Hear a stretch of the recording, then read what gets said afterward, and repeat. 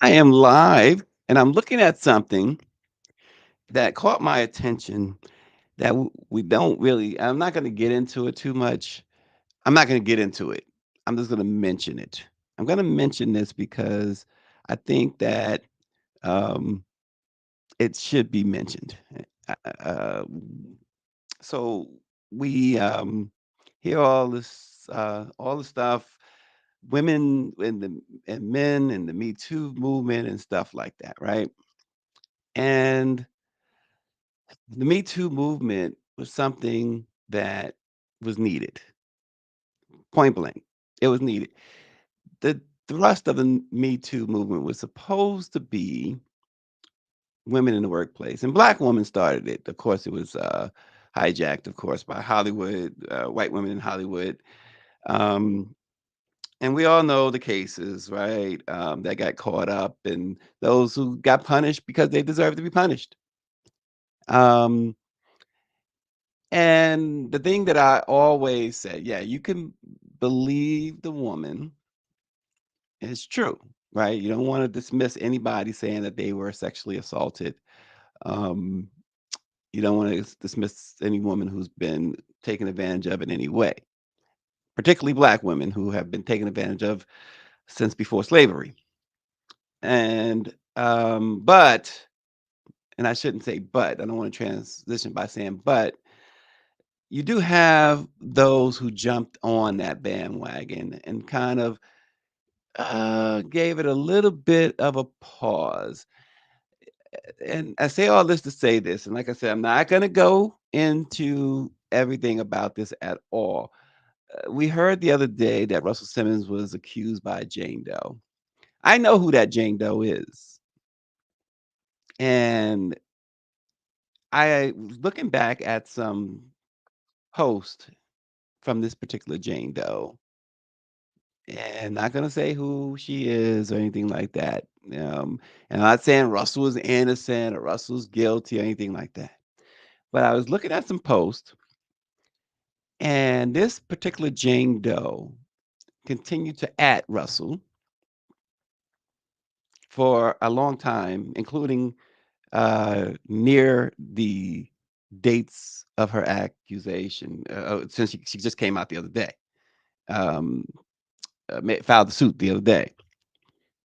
And she was watching something with Russell in it, and one of the many things she posted at Russell was, um, "I feel lucky to know you.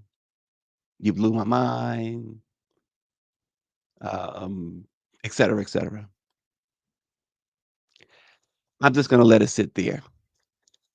The other thing I want to mention this morning, yeah, I'm not going any further than that.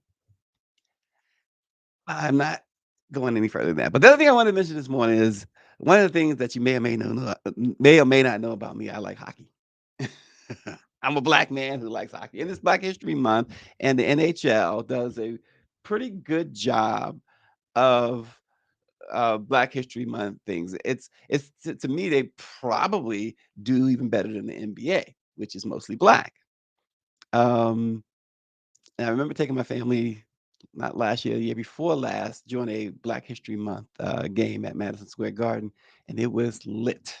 It was absolutely lit. I mean, they had the DJs out. They had all these black players who had been, I didn't even know some of them, who had played and made the Hall of Fame. And um, I mean, and they put my family. They probably said you're the only black family at the Garden. It's not true, but they put us on the big board there and everything. The girls absolutely loved it. Uh, then I took Dr. Nicole. She was like, "I don't wanna see no hockey. That's for white folks." That's what Dr. Nicole said. Dr. Nicole said it's for white folks. She was t So I took her to see the Rangers, and of course, now hockey, one of the things about hockey, they don't fight as much as they used to. And,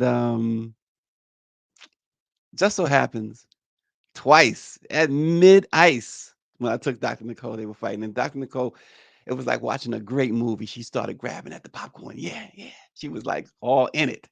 It was and now Dr. Nicole doesn't mind going to a hockey game. It was a great game. But the other day, they have what you call the Stadium Series, the National Hockey League, in which they play outdoors. It's freezing, but 80,000 people jammed MetLife Stadium in New Jersey. It was a weekend of hockey. The New Jersey Devils played on Saturday against the Philadelphia Flyers, and then on Sunday, the Rangers played against the Islanders. And boy, what a game in the cold, on the ice, outside, 80,000 people yelling, probably about 50,000 Ranger fans and 30,000 Islander fans. Because the Rangers, like the Knicks in basketball, they run New York. Regardless of how good or bad they may be playing, they still are New York. And so you're going to get more Ranger fans than Islander fans every day. Um, but it was a great game to watch. If you're not into hockey, that was the game that could potentially have gotten you into hockey. Rangers would scored early right away, 1-0, and then the Islanders hit them with four straight goals. It was 4-1. Rangers came back 4-3. Then in the final period, Islanders went up 5-3. Then with about 4 minutes left, the Rangers pulled the goalie and went on the power play, tied the game, and then within seconds in overtime, they won the game. It was a great game. It was a great game. Um, NHL does it right at times. 80, and they had all of these because it was at MetLife Stadium. They had all of these football players there commentating, Jet players, Giant players. It was a great atmosphere for the NHL. They win again. The NHL does with these outdoor stadium series. Last year was in Boston. This year was it was there in the Meadowlands.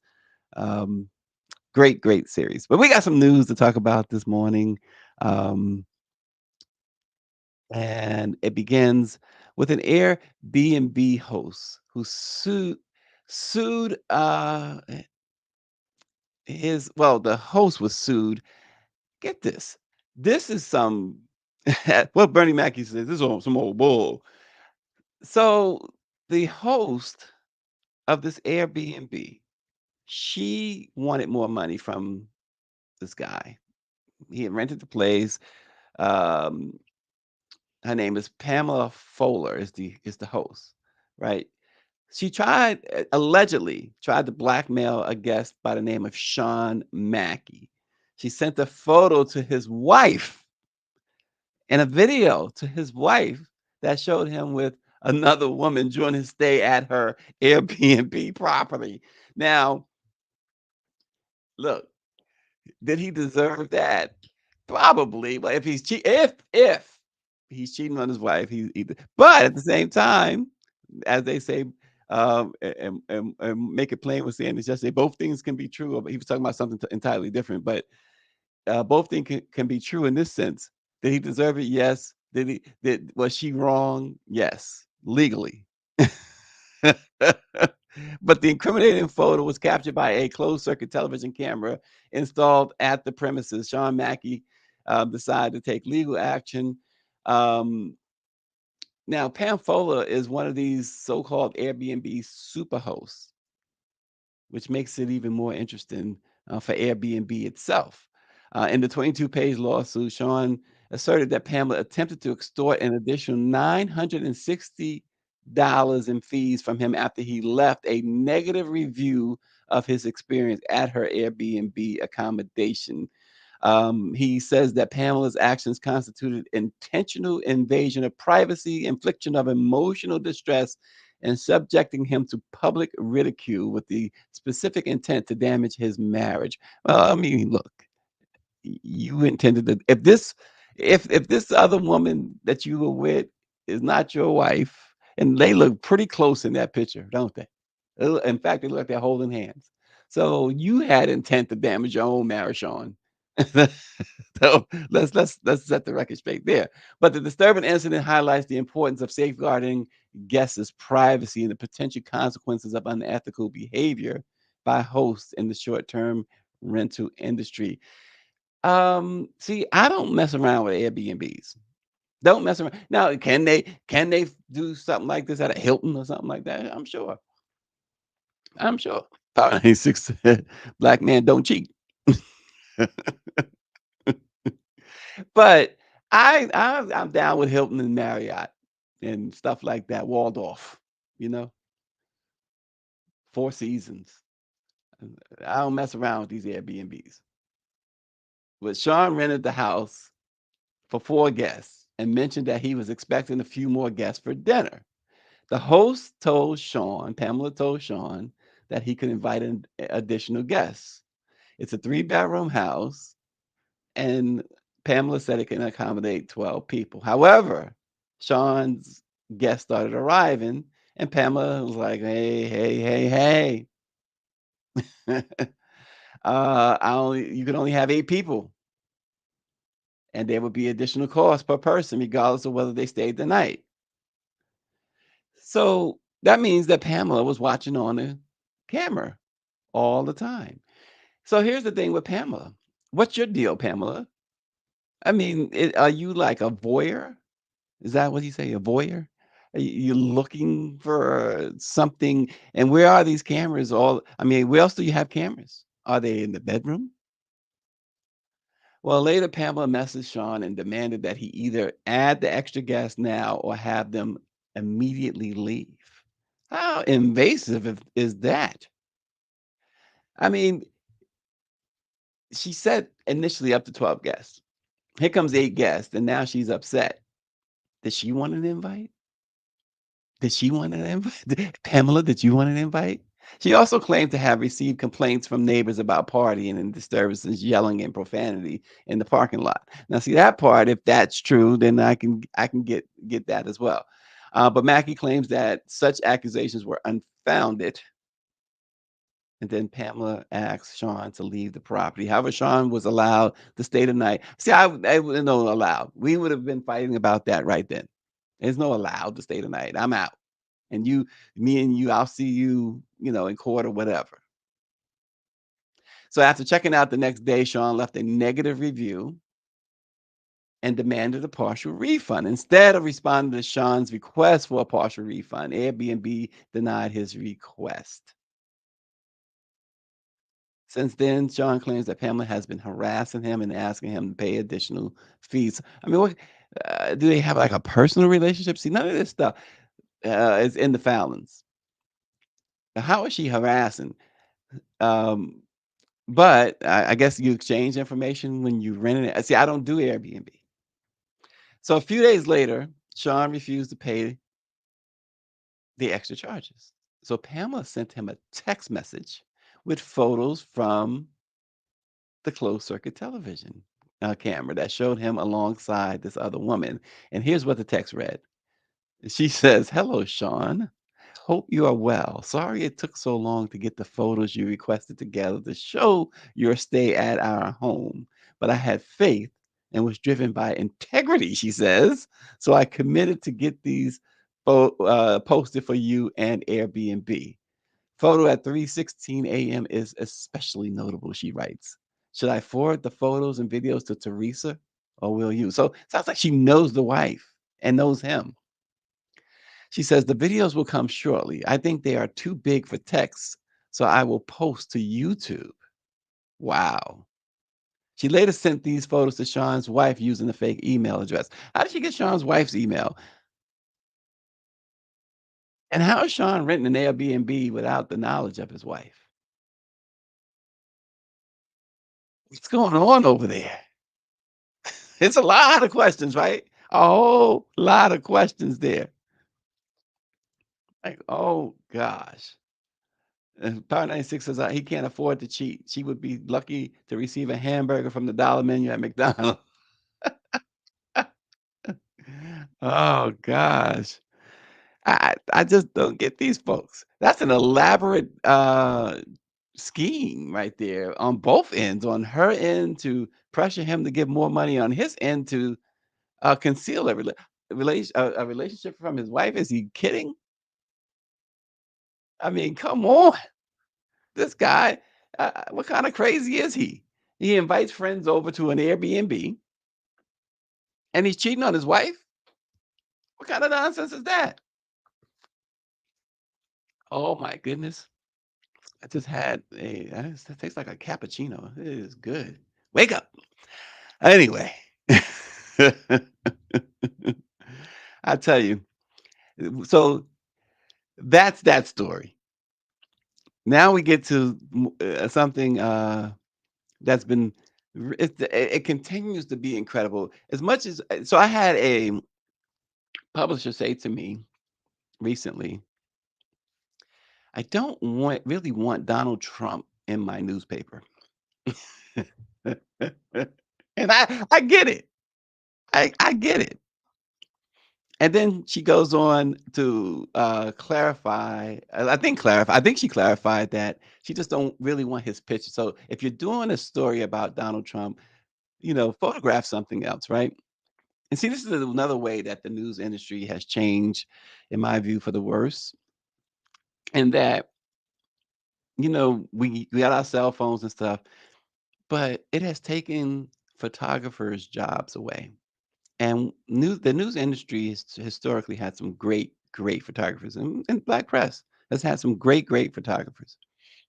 And so we have to, for the most part, the journalists, when we file a news article, we have to find a photo, either take the photo ourselves, or we have to find a fair use photo. Fair use meaning that we can use it without having to pay anybody. And often those type of photos they're just not good. And so if you just writing about, for instance, Donald Trump, and you don't have a current photo, you tend to go with a official photo. And they are like just the subject, in this case, Trump, just posing or whatever. And I get that.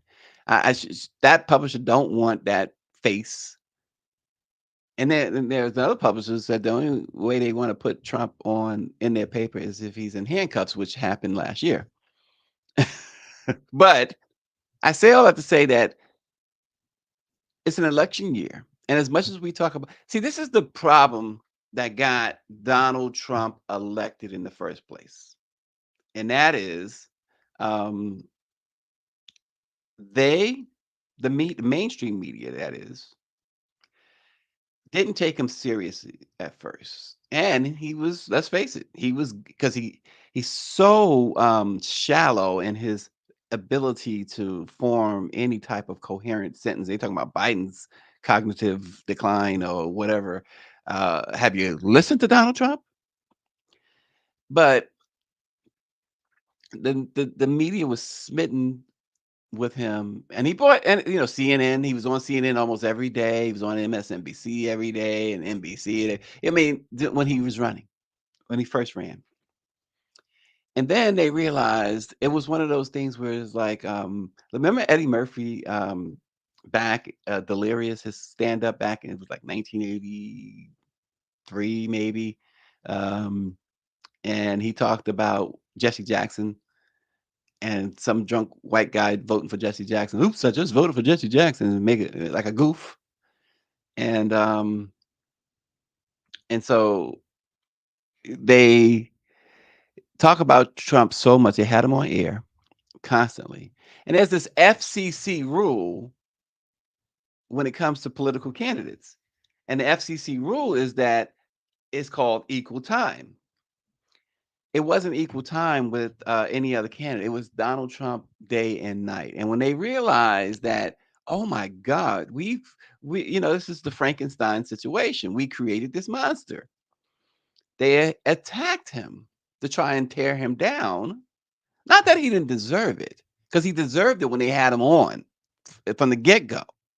They just didn't do it. Then they did it because they realized he was winning, and it gave birth to this whole fake news stuff, and it made people believe that it was fake news. So he wins. He really wins because of CNN and MSNBC and ABC and all. They're the culprits, and now they're doing everything they can to make sure he gets back in office because they missed that type of foolery. And while people of color fret, most people of color fret over the possibility and of him assuming office again. To them, they want the drama. They want that drama. They miss that drama. It drives ratings. It drives sales. They miss that. I mean, you got people like Robert De Niro and others saying they're going to move out of the country if Trump wins, and then you got you know racists like Mark Wahlberg's Donnie's brother, um, saying that De Niro and everybody else who doesn't like Trump should move out of the country.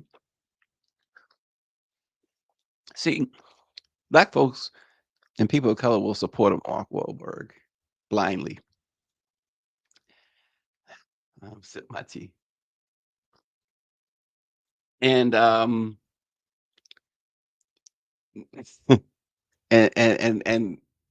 spend their money, but then when let an independent black film come out with a up and coming black artist, and well, I'm not spending my money on that, but you'll spend it on a Mark Wahlberg. But anyway, I say all that to say that Trump has this a supporter of Trump, not Trump didn't start it, but started a GoFundMe that has raised over a $500,000 in these last 3 days. Her name is Alina Cardone, who is the wife of real estate mogul Grant Cardone. She created the GoFundMe in response to Trump's 350 million plus dollar uh, fine. Dr. Nicole said, "No, we supported Marky Mark, LOL. It's not ice water, David Youngblood. This is a cappuccino, and it is good. My wife made it. It is absolutely good." But yeah, they did Marky Mark. And I remember he was on Arsenio a few times in the original Arsenio, Marky Mark and the Funky Bunch. Yeah, he's very funky, isn't he? But anyway, the GoFundMe is tagged with the word "Stand with Trump." They're trying to come up with $355 million, which she calls an unjust judgment. You got folks like Chris Cuomo calling it unjust. And that's sort of where the New York Times did the whole thing. Like I said, the New York Times is they are really capping for Trump nowadays. And this is the newspaper. It's amazing. This is a newspaper that he tried to put out of business. And now they are all in for Trump. It's amazing. But a $500 million judgment in total, 355 million there, another 90 plus million with Jean Carroll, with the woman he sexually assaulted. The jury found that he sexually assaulted. Oh, David says, "Is that the Iceman's water regarding Wahlberg?" Apparently so, David. I've never been a, Mark Wahlberg, fan. I don't that Marky Mark stuff, and, to me, he's like, he's like the opposite of what you would call somebody in blackface, not somebody in blackface, but the opposite of what they used to do back in the day, whatever, a black man doing dancing the jig or whatever. I mean, he look like he's a parody of something, in other words, is what I'm trying to say when they're out there. And I like Donnie, but Donnie looks like a parody too. I'm sorry. Can't get down with that. These guys from Boston, you know the history. You know the history. You know the history. You want to support somebody from Boston, support New Edition. Support New Edition. There you go. But several ardent supporters of Trump have donated $500, and some have given as much as $10,000 since that GoFundMe started. Of course, a $500,000 is a long, long way from a $500,000,000. Power 96 will tell you that because he has about a $500,000,000 under his mattress. So it's a long way away. Um, and of course, on Twitter, they say X, they have. Of course, people don't let things go on Twitter. One person wrote his daughter and son-in-law have 2 billion. Let them bail him out. Another person says he's a quote unquote billionaire with a private jet. He can liquidate some assets. Stop trying to make people live in paycheck to paycheck, pay his bills. And one other user wrote, and hey, since Trump said Mar-a-Lago is worth $1.5 billion, he should sell that, pay off the fines, and pocket the difference. It's a clown move to GoFundMe for a guy who claims he's a billionaire. And rightfully so, some other social media users called out GoFundMe itself, saying that the fundraiser violates their policy. Jalen Drummond, the director of public affairs at GoFundMe, said this fundraiser is currently within our terms of service. It's unreal. It's unreal. But the cult of Donald Trump continues, and this is what a lot of people, and many will argue, too many people want as president. And so here we are. Here we are in February of 2024, only months away from another election. Time is flying. Yeah, Power 96, they all bow down to a guy that tries to destroy their companies. That's why I don't pay them any attention. It's hard to pay attention to a New York Times today.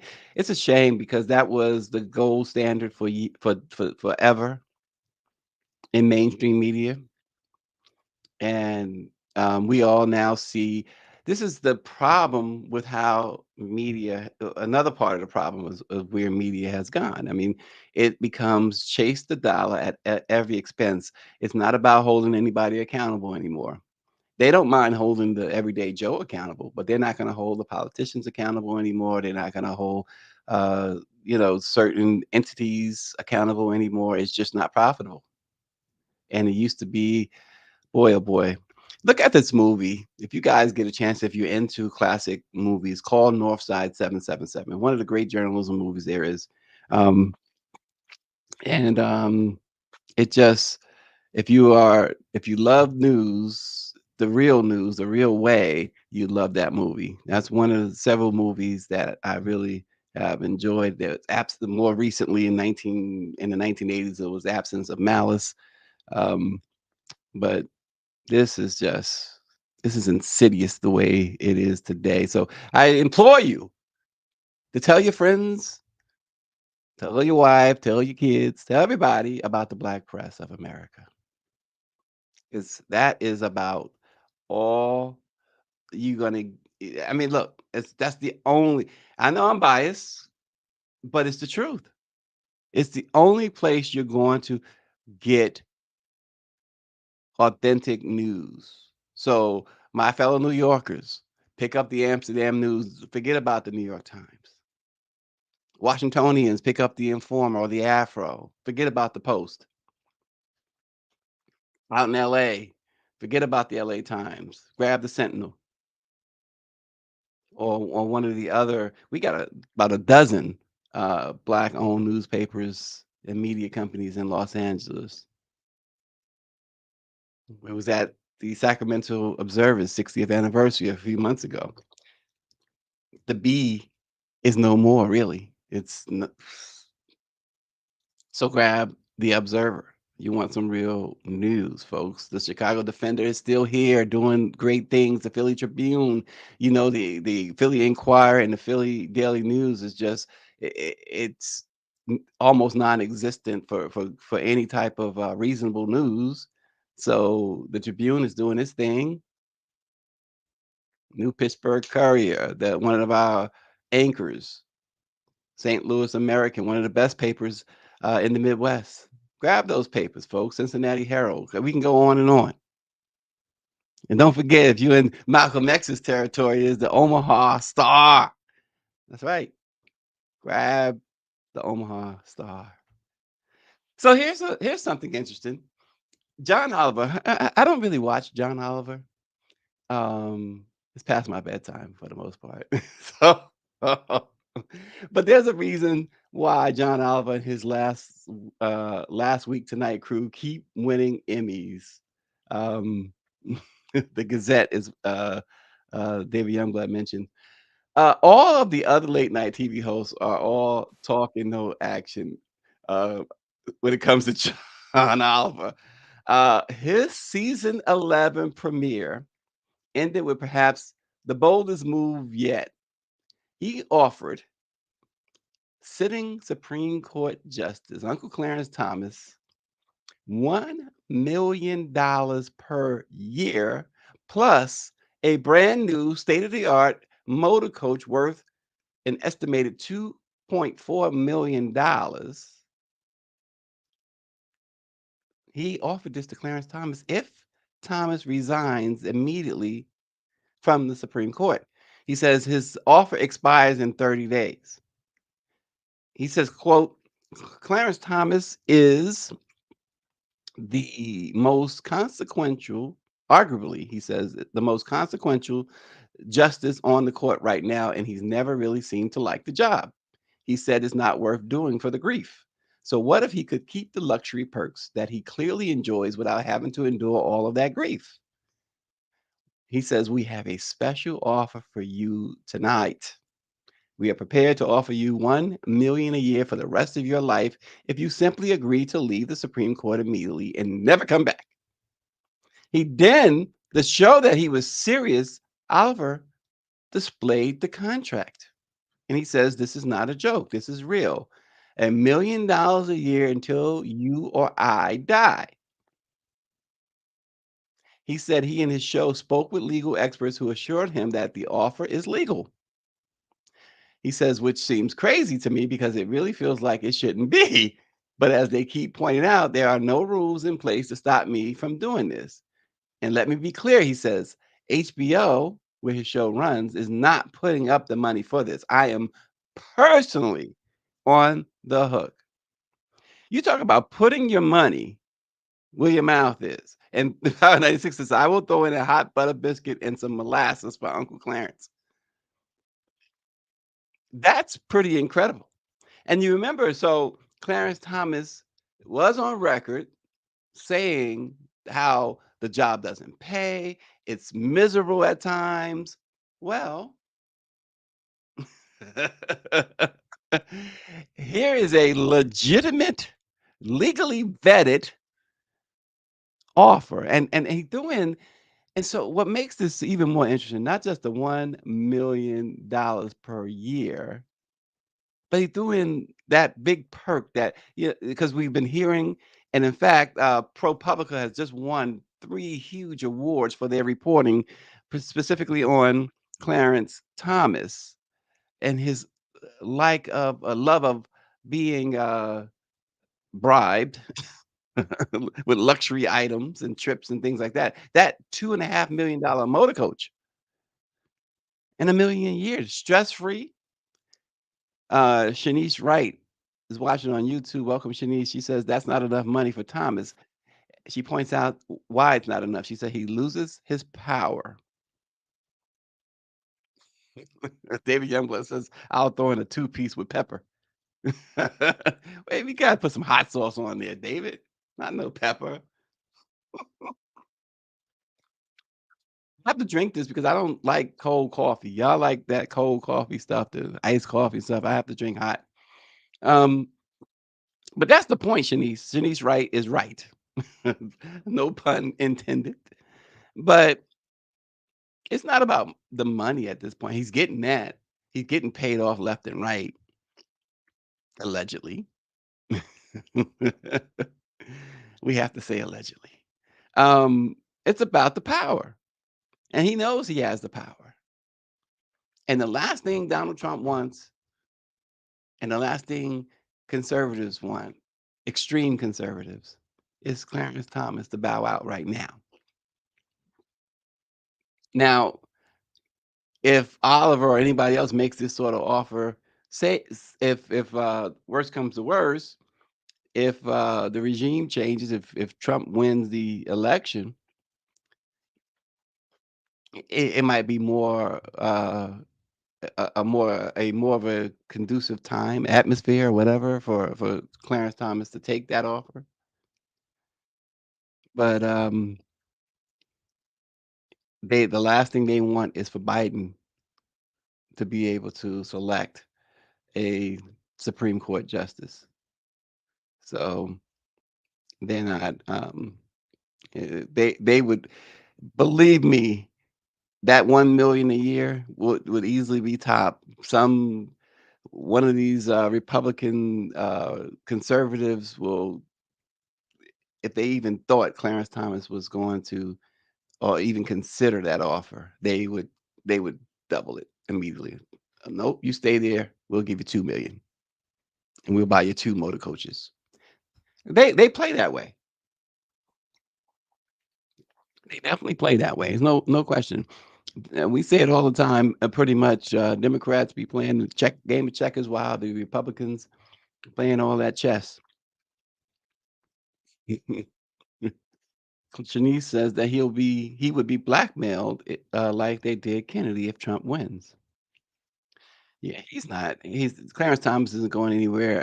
Shanice, you said it right the first time. Um, the power. It's all about the power. Just like just like those who are serving in the House of Representatives, on the Senate.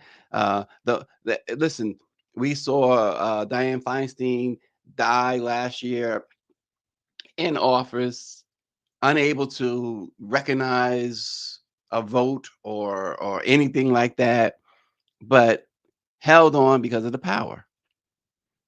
We saw so many others. We see so many others do that.